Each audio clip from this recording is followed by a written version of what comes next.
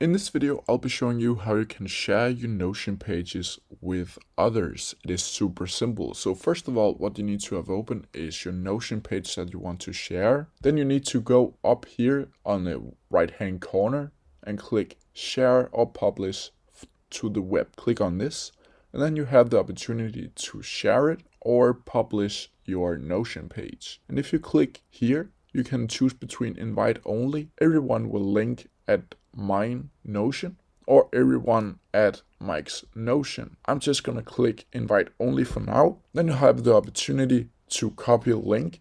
This is if you don't want to email it to people and just want to put it up on a Facebook group or Messenger or something like that. And here you can write people, groups, or emails. So you can write your friends' emails or your colleagues' email and then click invite here. And then their page will pop up here and it will say if they have accepted this invite or they have declined or if it's still pending. If you have any questions about it, please leave them down in the comment section below and I'll try my best to answer them as quickly as possible.